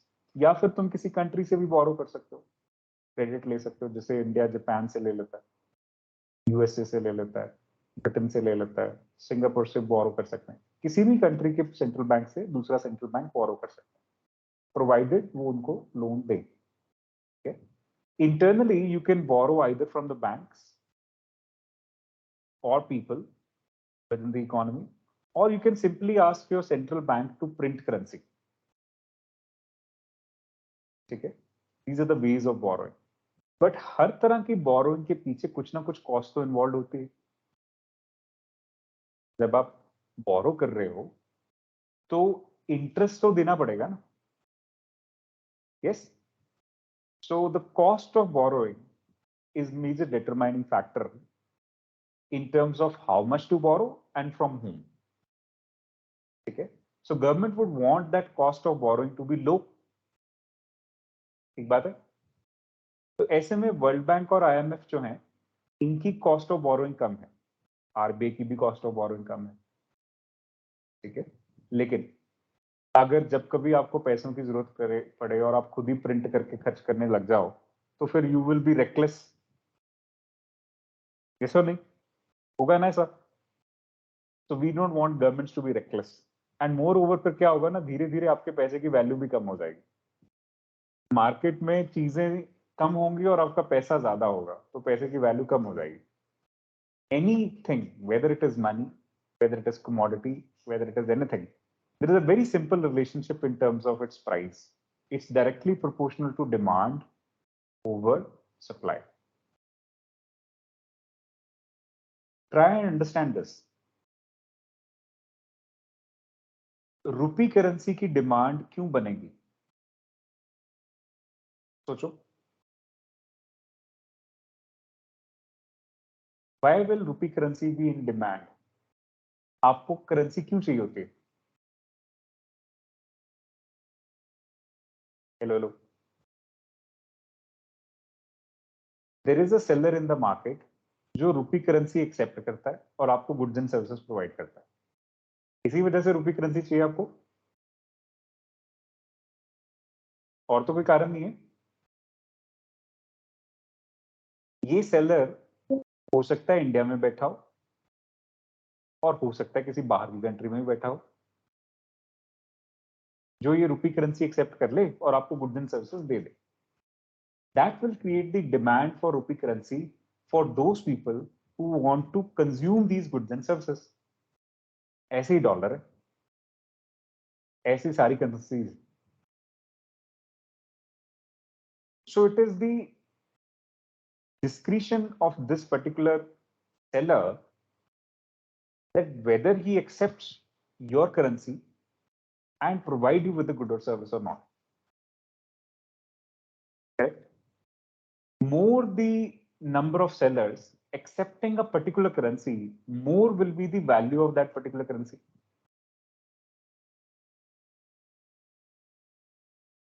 Because that determines the demand of that currency. This person is demanding the currency and supplying you goods and services. Correct? पर अब सोचो, अगर ये करेंसी बहुत ज्यादा हो market में, कोई भी करेंसी, उसकी सप्लाई बढ़ा दोगे तो उसकी वैल्यू कम होनी शुरू हो जाएगी। क्यों? All the people will carry out that currency और इस सेलर के पास पहुंचने शुरू हो जाएंगे, और वो बोलेगा यार मेरे पास तो इतनी गुड्स एंड सर्विसेज ही नहीं है, मैं कहां से दूं? तो इस वजह से वो बोलेगा ठीक है, अब तुम फिर ज्यादा करेंसी दो, तब मैं तुम्हें गुड्स एंड सर्विसेज दूंगा।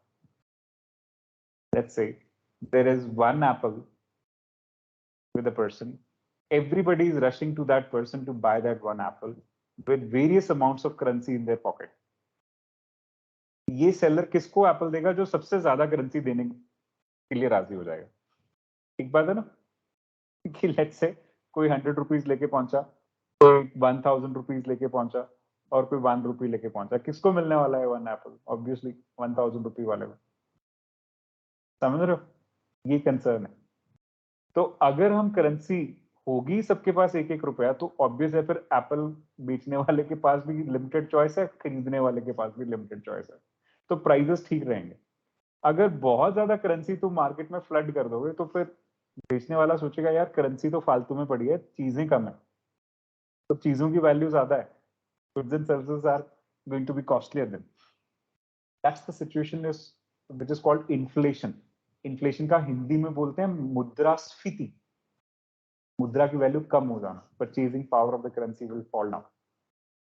या so that's the situation with demand and supply. Goods के केस में भी ऐसा है, सर्विसेज के केस में भी ऐसा है, करेंसी के केस में भी ऐसा है, आम आदमी के केस में भी ऐसा ही। आम आदमी की भी सप्लाई जब बढ़ जाएगी और डिमांड उतनी है नहीं, तो उसकी भी कोई खास वैल्यू नहीं है। फिर इंडिया में पॉपुलेशन ज्यादा है, इस वजह से पॉपुलेशन की कोई खास वैल्यू नहीं। फैक्ट है। ऑस्ट्रेलिया में पॉपुलेशन कम है, तो ऑस्ट्रेलिया में पॉपुलेशन की वैल्यू है। वहां अगर 4 बंदे एक डिजीज से मर जाएंगे तो government will be in panic. कोविड-19 के टाइम पे सबसे गंदे वाले लॉकडाउन कहाँ लगे? ऑस्ट्रेलिया में ही तो लगे। वहां पे तो एक स्टेट से दूसरे स्टेट में जाने का वैसे ही अलाउड नहीं है बहुत जगह पे। कोविड और नॉन कोविड सिचुएशन तो अलग बात है, ठीक है। These are the kind of issues that are there with the economy.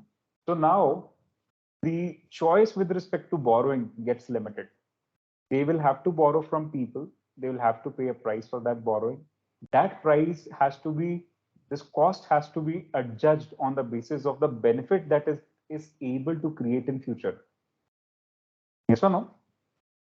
What kind of a benefit is government looking at? The government is looking at higher employment. The government is looking at higher human resource development. The government is looking at a more capable country in terms of defense, a more capable country in terms of technology, a more capable country in terms of social capital, economic capital, and many other things. That's the kind of benefit that they are looking at. And that's the cost that they have to deal with to make sure that this benefit comes. इसीलिए government जो है वो borrowing करके खर्च करती है, loans ले लेके खर्च करती है। लेकिन हुआ क्या कि अभी बोरोइंग की भी तो एक लिमिट है ना। हम सिग्नल पे भीख मांग रहे बंदे को लोन ऑफर नहीं करते, क्योंकि हमें पता है ये वापस तो दे नहीं पाएगा। इसी वजह से आज पाकिस्तान का सिचुएशन देखोगे तो यही है, वो आईएमएफ के पास भीख मांगने गया हुआ लोन के लिए। अगर तो आईएमएफ ने क्लियर कर दिया तो पाकिस्तान की रोजी रोटी चलती रहेगी, नहीं तो वो नेक्स्ट श्रीलंका बन जाएगा, जहां पे आज तेल नहीं है, खाने की चीजें नहीं है, कुछ नहीं, और लोग घूम रहे हैं इधर उधर। तो ये बोरोइंग भी तभी पॉसिबल है अगर आपके पास कुछ अपने एसेट्स हैं। वो एसेट्स इंडिया को क्रिएट करने पड़ते हैं, और उसी एसेट के, may be gold is one asset, may be what you are producing goods and services is another asset, may be your natural resources is another asset, may be the land is another asset. तो इन सब assets को use करके government बोरो करती है, ठीक है। और उस बोरोइंग के ऊपर जो बेनिफिट है उसी से इस बोरोइंग को पे ऑफ करने की कोशिश करती है। लेकिन सिचुएशन 1990s में अब कैसी थी, उस पर वापस आता हूं। हम बोरोइंग तो कर रहे थे, लेकिन हमारे पास सफिशिएंट अमाउंट ऑफ एसेट्स नहीं थे, तो we were not able to create और fulfil the cost of that borrowing, and the inflation was also rising. So more and more borrowing was done to compensate for that. पुराना loan देने के लिए भी नया लोन चुका रहे थे, नया लोन खड़ा कर रहे थे। इस तरह की सिचुएशन हो गई थी। इसको बोलते हैं डेट ट्रैप। जब आप पिछला लोन देने के लिए नया लोन लेना शुरू करते हैं, तो आमदनी से लोन नहीं चुका रहे, नया लोन लेके पुराना लोन चुका रहे, इट्स लाइक दिस। तो ये धीरे धीरे एक सिचुएशन ऐसी आ जाएगी कि सामने वाले को भी समझ आ जाएगा कि यार ये तो हर बार नया लोन ही मांगने आते हैं, इनके पास देने के लिए कुछ बचा नहीं। So in that case, you will be in trouble. That's the situation in Pakistan and Sri Lanka today. Yeah. So let's see. Development policies required, even though revenues were very low, the government had to overshoot its revenue to meet challenges like unemployment, poverty, population explosion. The continued spending on developmental programs of the government did not generate additional revenue. क्योंकि तुम तो subsidies दे रहे हो, free में चीजें बांट रहे हो, तो फिर तुम्हें क्या मिलना? Moreover, the government was not able to generate sufficiently from the internal sources such as taxation. इधर से भी कुछ खास पैसा नहीं आ रहा. When the government was spending a large share of its income on the areas which do not provide immediate returns, such as social sector, defense, there was need to utilize the rest of its revenue in the highly efficient manner. The income from public sector undertakings was also not very high to meet the growing expenditure. At times, the foreign exchange borrowed from other countries and international financial institutions was spent on consumption needs. मतलब investment नहीं कर रहे हम, salary देने के लिए भी loan लेना पड़ रहा. Neither was an attempt made to reduce such profligate spending, मतलब inefficient. Sufficient attention was given to boost exports, to not sufficient attention was given to boost exports to pay for the growing imports. Exports से भी कुछ खास revenue नहीं आ रहा. In the late 1980s, the government expenditure began to exceed its revenue by such large margins that meeting the expenditure through borrowing became unsustainable. मतलब कर्ज पे भी हम अपना खर्चा नहीं निकाल पा रहे. Prices of many essential goods rose sharply. Imports grew at a very high rate without matching growth in exports. As pointed out earlier, foreign exchange reserves declined to a level that was not adequate to finance imports for more than 2 weeks. इसको बोलते हैं import cover. आज India के पास 13 महीने का import cover है, तो sufficient foreign exchange reserve है, लेकिन उस टाइम पे import cover 2 हफ्ते का भी नहीं बचा.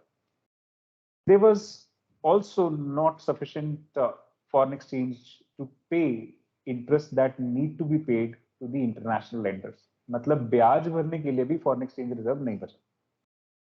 पूरा कर्ज तो क्या ही वापस करेंगे. Also, no country or international funder was willing to lend to India, like it is in Sri Lanka today. Back in the day, same in India. India approached the International Bank for Reconstruction and Development, popularly known as the World Bank, and the IMF. तो इन दोनों के पास गए हम, कुछ करो यार, बन नहीं रहा, and received $7 billion as a loan to manage the crisis. For availing the loan, the international agencies expected India to liberalize and open up the economy by removing restrictions on the private sector. तो उन्होंने बोला कि भाई ऐसा है, अब तक तो तुमने अपनी मनमर्जी कर ली, तुमने बहुत restrictions लगा ली, अब तुम्हें अपनी इकोनॉमी खोलनी पड़ेगी फॉरेन कंपटीशन को भी और प्राइवेट सेक्टर को, तभी तुम्हारे यहाँ पे कुछ चलेगा, नहीं तो तुम्हारे हिसाब से तो नहीं चलने वाला. And reduce the role of government in many areas and remove trade restrictions between India and other countries. तो हमें ये सारी conditions माननी पड़ी. वो कंडीशंस मान के जो चेंजेस हमने कंट्री में किए, इसको बोलते हैं न्यू इकोनॉमिक पॉलिसी. ठीक है, अभी अंडर प्रेशर ये चीजें माननी पड़ी. So this consisted of wide-ranging economic reforms. The thrust of the policies was towards creating more competitive environment in the economy and removing barriers of entry to entry and growth of firms. This set of policies can broadly be classified into two groups: stabilizing measures and structural reform measures. दो तरह के measures लेने शुरू किए गए. Stabilization में क्या करते थे? To correct some weaknesses that have developed in the balance of payments and to bring inflation under control. महंगाई काबू में की जाए और जो foreign exchange reserves हमारे खत्म हो रहे थे उसको ठीक किया जाए. Balance of payment का कर्जा मुझसे है. So यही same चीज यहाँ पे explained है. Then आगे देखिए. Second strategy was liberalization, privatization, globalization. That was the another thing that they had to do on the structural part. So structural reform policies are long-term measures aimed at improving efficiency of the economy and increasing international competitiveness by removing rigidities in various segments of Indian economy. तो जो license, permit, inspector राज था वो खत्म करें और economy जिस natural pace पे grow कर सकता है उसको बढ़ावा दिया जाए. That was the situation. That's basically dealt with liberalization, privatization and globalization. Liberalization का मतलब ये होता है कि सरकार के द्वारा जो पहले हर चीज को रेगुलेट करने की कोशिश की गई थी, रिस्ट्रिक्शंस इम्पोज थी, उनको हटाया जाए. सो फ्रीडम हो काम करने का. प्राइवेटाइजेशन का मतलब है जो पब्लिक सेक्टर इंटरप्राइजेस के अंदर गवर्नमेंट इन्वेस्टमेंट कर रही है उनको प्राइवेटाइज किया जाए, गवर्नमेंट की कंपनियों को बेचा जाए, कुल मिला के. ठीक है. ग्लोबलाइजेशन का मतलब था इंडियन इकोनॉमी को वर्ल्ड इकोनॉमी से लिंक करने की बात. जो आपने इंपोर्ट एक्सपोर्ट पे अलग अलग तरह के बैरियर्स लगा रखे हैं उनको हटाया जाए. ठीक है. तो ये 3 मेजर्स लिए गए. तो try and study about these. ठीक है. फिर हम कल यहीं से कंटिन्यू करेंगे LPG, what all happened in this LPG era. Alright, so that's that for today. Thank you. Any doubts if you have, please do ask.